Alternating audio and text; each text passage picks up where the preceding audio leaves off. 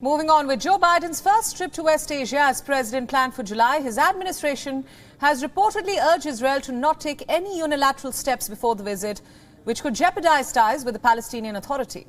Our correspondent Jody Cohen reports from Ground Zero. Take a look.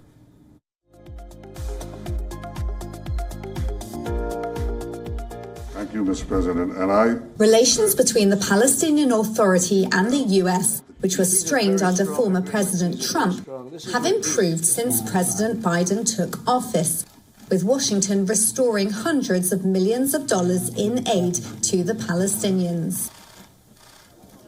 Likewise, relations between the PA and Israel have also improved somewhat since Israel's diverse coalition government took office, with meetings taking place between senior government ministers and PA President Abbas. However, relations between the PA and Israel and the PA and US are currently on shaky grounds. Abbas is upset with the US for not reopening its consulate for the Palestinians in Jerusalem. Instead, they're restructuring the office with reporting structures for Palestinian affairs within the US Embassy for Israel in Jerusalem. President Biden reportedly doesn't want any controversial announcements surrounding his visit.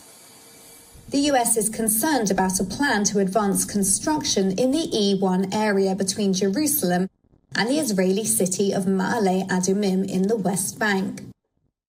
The project's planning hearing is due on the 18th of July, 4 days after Biden's visit. And the PA has threatened to downgrade relations with Israel if the plan proceeds. However, an Israeli official has reportedly suggested that the fragile coalition government is not currently in a position to be able to delay the hearing. Such a move could lead to the government's collapse. The US has also reportedly asked Israel to stop military operations in the West Bank and East Jerusalem. However, an Israeli official has suggested that these have been necessary to stop the recent wave of terror and prevent further attacks.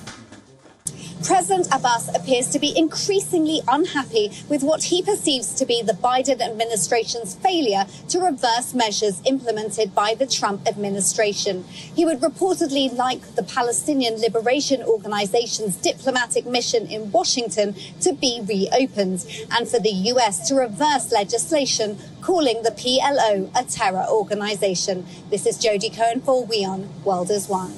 WION World is One is now available in your country. Download the app now and get all the news updates on the move.